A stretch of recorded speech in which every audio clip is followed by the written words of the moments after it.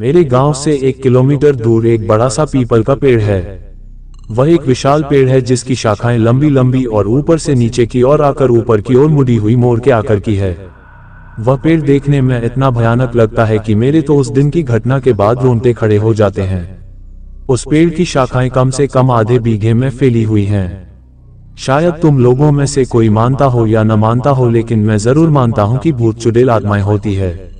हर गली हर चौराहे पर ऐसी बुरी आत्माएं होती हैं। वो तक नहीं हमें दिखती जब तक वो हमें दिखना नहीं चाहती हैं। यह आत्माएं जब दिखती हैं जब किसी की राशि उस आत्मा से मिल जाए दिखती हैं। मैं तुम्हें एक ऐसी हकीकत की कहानी बताने जा रहा हूं जिसको मैं याद करते ही मेरे रोए खड़े हो जाते हैं। अब मैं आपको उस घटना के बारे में बताता हूं कि मैं और मेरे दोस्त उस पीपल के पेड़ पर खेलने जाया करते थे। उस पेड़ की शाखाओं पर हम झूले की तरह झूला करते थे। उस पेड़ की छाया इतनी घनी थी कि सारे पंछी उसी पे बैठा करते थे और हम लोग गर्मियों में उस पर जाके झूलते थे। बड़ा मजा आता था। वैसे उस पेड़ के बारे में लोग कहा करते थे कि उस पेड़ पर भूत रहते हैं, पर हम बच्चे कहाँ किसी की मानते थे, बस रोज खेलने को चल दिया करते थे।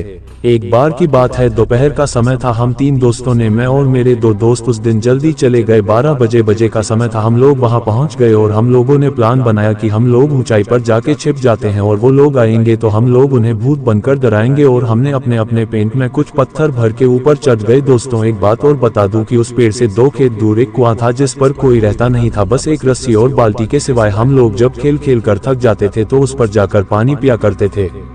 1 बजे का टाइम था। जब हम लोग इंतजार करके थक गए, वो लोग नहीं आए, तो हम में से एक ने कहा कि चलो पानी पी कर आते हैं। तो मैंने उनसे कहा कि मुझे प्यास नहीं लगी है, तुम लोग चले जाओ। दोस्तों, वो लोग उतरकर पानी पीने चले गए। दोपहर का समय था, सूर्य अपनी फुल तपन पर था।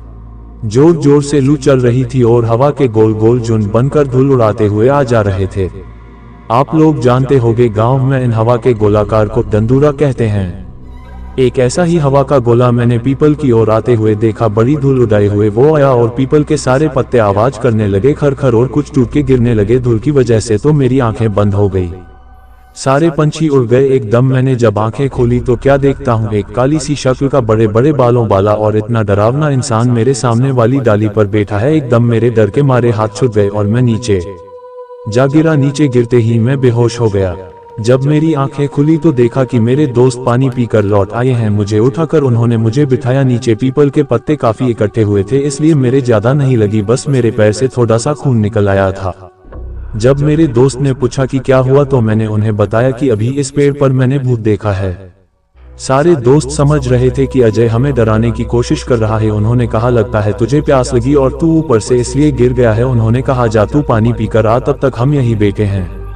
उनकी जिद की वजह से मुझे पानी पीने जाना पड़ा। मैं वैसे भी डरा हुआ था और मेरे हाथ पैर कांप रहे थे। मैं मन ही मन में सोच रहा था कि बस आज मैं यहाँ से निकल जाऊं, कल से मैं यहाँ नहीं आऊंगा। मैंने बाल्टी उठाई और कुएं में डाल दी। जैसे ही कुएं में बाल्टी पहुंची, एकदम से आवाज आई और वो आवाज ऐसे लग रही थी जैसे कोई पानी में बार बार कूद रहा हो। मैं और डर गया। जबकि रस्सी मैंने आराम से पकड़ रखी थी, तो यह आवाज कैसी? मैंने कुएं में जहाँ कर देखा, कुएं के पानी में मुझे वही चेहरा नजर आया। एकदम से मैं पीछे हटा। मुझसे कोई पीछे ऐसे टकराया कि मेरे तो होश उड़ गए और डर के मारे मेरे हाथ से रस्सी कुएं में जा गिरी।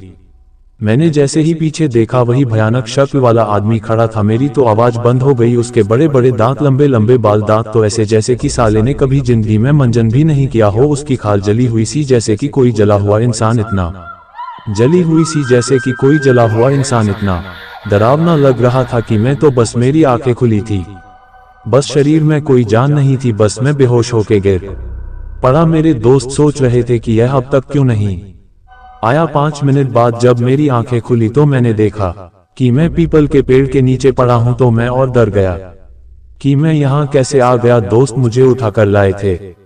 जैसे ही मैं खड़ा हुआ देखा तो मेरे दोस्त खड़े हुए थे और कह रहे थे, लगता है तेरी तबीयत ठीक नहीं है, तुझे पहले बताना चाहिए था, हम पानी ले आते, कहीं तू कुएं में गिर जाता तो हमारे घर वाले तो हमें भी जान से मार देते। मैंने उन्हें बताया कि मेरी तबीयत खराब नहीं है, मैंने सचमुच भूत को देखा है। उन लोगों को विश्वास नहीं हो रहा था कि अजय, जो कि कभी भी भूत के बारे में बोलते थे तो वो कहता था कि भूत नहीं होते, मगर इसे आज हो क्या गया है जो हर बात पे भूत भूत लगाए हुआ है। भाइयों, अब तक 2 बज चुके थे। हमारे दोस्तों का आने का समय हो गया था। मेरे दोस्त ने कहा, चलो अब ऊपर चढ़ जाते हैं और उन लोगों को डराते हैं।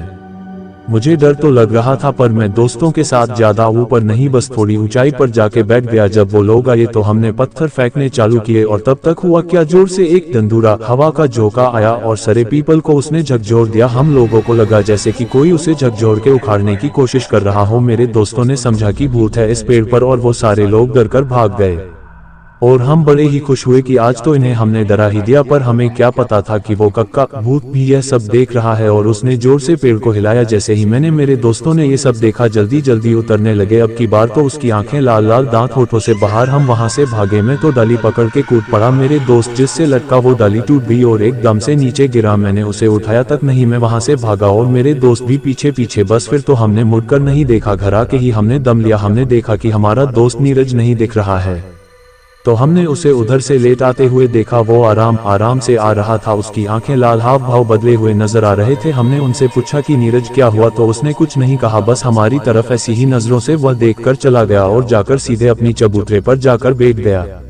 उसके हाव भाव बदले, आवाज भारी सी हो गई है।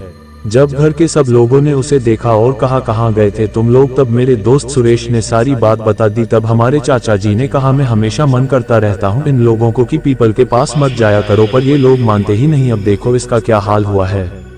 अब जाकर भगत जी को बुला के ले आओ। हमारे गांव में एक बाबा है शियाराम, जो हनुमान के मंदिर में रहते हैं और पूजा करते हैं। वो तंत्र मंत्र इन चीजों में माहिर है, इसलिए उन्हें लोग भगत जी के नाम से बुलाते हैं। तब मैं जाकर मंदिर से भगत जी को बुलाया। भगत जी ने मुझसे कहा कि पहले कुल्ला कर और जाकर हनुमान के मंदिर से भभूत राख लेकर आ। तब मैंने राख ली। तब तक भगत जी ने कुल्ला करके अपना कमंडल साधुओं के पास जो पानी पीने के लिए होता है उठाया और चल दिए, और मैं उनके पीछे पीछे चल दिया। भगत जी वहां पहुंचे और पहुंचते ही सब समझ गए और कहा भाई तुम यहाँ क्या लेने आए हो। वो चुप रहा, कुछ बोला नहीं। तब भगत जी समझ गए कि तू ऐसे नहीं बताएगा। तब भगत जी ने धरती के पैर छूकर बैठकर मुझसे राख मांगी। मैंने उनको राख दे दी। तब उन्होंने कुछ मंत्र बोला कर उस राख को उसके ऊपर फेंक दिया और कुछ कमंडल से जल के छींटे मारे। तक उसका कान पकड़ के बोले बता तूने इस लड़के को क्यों पकड़ रखा और कौन है तू और कहां से आया है। तब उसने बताया कि मैं पास के पीपल के पेड़ पर रहने वाला भूत हूँ। ये लोग मुझे दोपहर के समय सोने नहीं देते थे, इसलिए मैंने इनको डराया और इसको पकड़ लिया। भगत जी बोले तू पीपल को छोड़ और कहीं दूर जंगल में चला जा, और वो पीपल बच्चों के खेलने के लिए है,